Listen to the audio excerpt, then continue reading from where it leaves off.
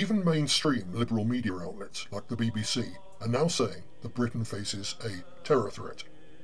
The Knights Templar beg to differ, because the threat from the Islamists facing Britain has already gone way beyond mere terrorism. Britain now faces a potential full-scale jihadi rebellion. Why is this so? Well, let us start with the latest warning from Colonel Richard Kemp.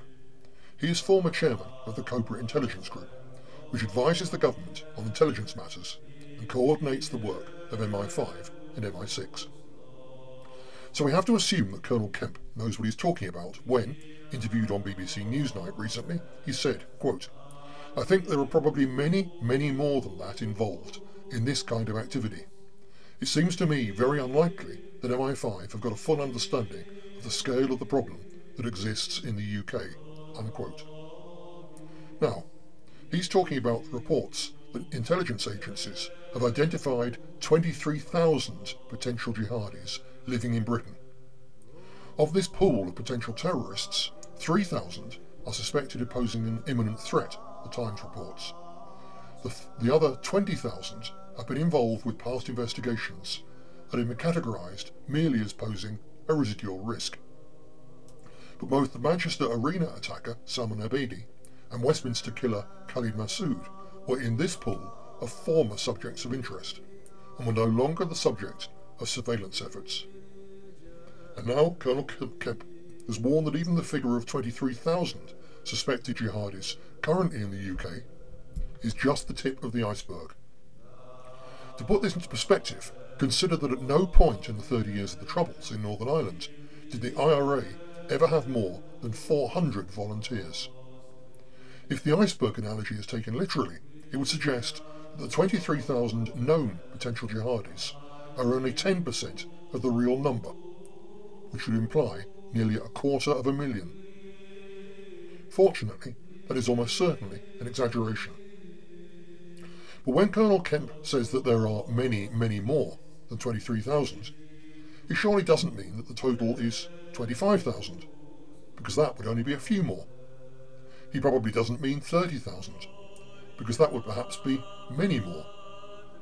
So let us take a figure that is on the conservative side of the interpretation of many, many more. Let's say that in addition to the 23,000 known jihadis, there are 17,000 unknown, making a total of 40,000 potential human time bombs stalking the streets of Britain. That would be the equivalent of 100 Irish Republican armies. Except that the Marxist militants who dominated the IRA were materialists who badly wanted to live, whereas the 100 IRA's worth of jihadists actively want to die, which makes them several times more dangerous and many times harder to stop. The IRA were helped by having around their hardcore a large number of sympathisers, people who would not take up arms themselves, but who would turn a blind eye, leave a door open, or pass on a snippet of intelligence that would set up an off-duty policeman to be murdered. What about the Islamists? Well, according to a survey conducted in 2016 by ICM Research for the Channel 4 documentary What British Muslims Really Think, 4%, the equivalent of more than 100,000 British Muslims, told the researchers that they had sympathy for people who take part in suicide bombings to fight injustice. Not armed struggle against military targets, but suicide bombings against civilians, and 100,000 British Muslims, if you believe the absurdly low census figures, were prepared to admit to having sympathy with them. Only 1 in 3 British Muslims, 34%, would contact the police if they believed that somebody close to them had become involved with jihadists. In addition, 23% of British Muslims said Islamic Sharia law should replace British law in areas with large Muslim populations. Similar figures emerged after the Charlie Hebdo killings, when a poll carried out for Comres found that more than 1 in 4 of British Muslims sympathised with the terrorists. A headline on the BBC's website proclaimed most British Muslims opposed Mohammed Khartoum's reprisals. But 27% of the Muslims questioned said they had some sympathy for the attackers. Just imagine if you read a headline which said, "Most people oppose the blowing up of Parliament." That's not news, it's exactly what you would expect. but a headline that admitted that a quarter of Britons would be sympathetic to the bombing of Parliament would be deeply disturbing. But of course that is exactly the position with Britain's Muslims. There were other disturbing findings underplayed by the BBC.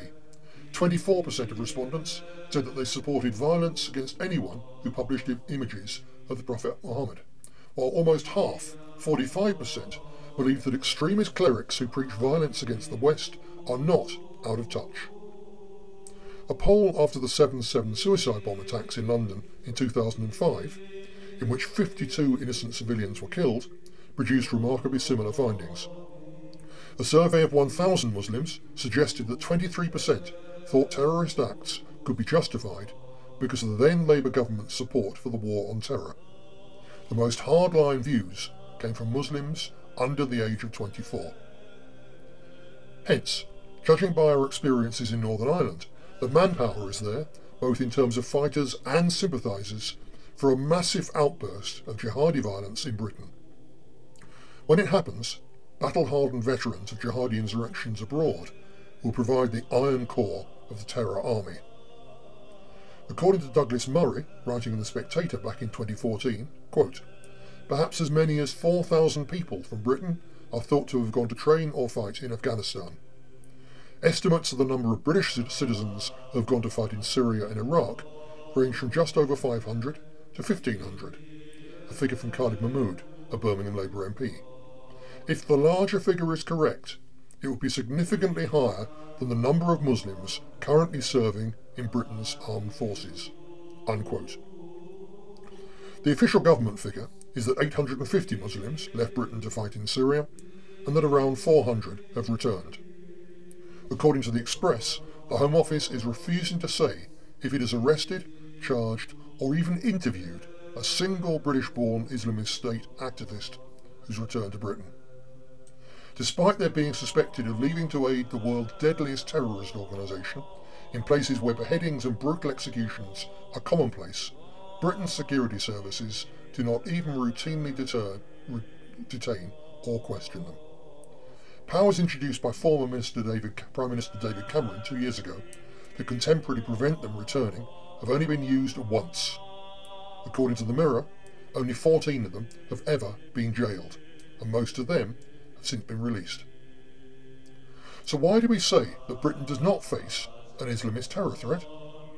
Because we face 40,000 rebels guided by a battle-hardened central core of 4,000 experienced headcutters and surrounded by hundreds of thousands of young sympathisers who would turn out as volunteers the moment a British backlash led to anything harder than bacon sandwiches being thrown at their mosques. That is not a terrorist threat. It is a full-scale civil war just waiting to happen, especially when you recall that the total active strength of the fit-for-service British Army is also, coincidentally, just 40,000. Remember also that it took more than 20,000 British soldiers, plus a large and heavily militarised police force, plus hundreds of Protestant paramilitary fighters, to control just 400 IRA volunteers in just a small corner of the United Kingdom. So how the hell does anyone think that the British state could contain 40,000 jihadis if and when they decide to go to war all over Britain? But of course, they may not decide to go to war. Yet, they may think it better to wait, to settle down and have 10 or 20 children each at taxpayers' expense, to wait as thousands of reinforcements turn up every year disguised as refugees and immediately given homes and benefits to start breeding future jihadists themselves. Really, it's more like something out of H.G. Wells or Doctor Who than the actions of a serious country with a deadly serious problem. And here's the bottom line. It cannot be fixed, because any real attempt to fix it would mean closing the Salafist mosques, arresting all the preachers of hate, and deporting every single jihadist, and then every single person who stood up to complain about it, which would immediately kick off the civil war we can see in waiting.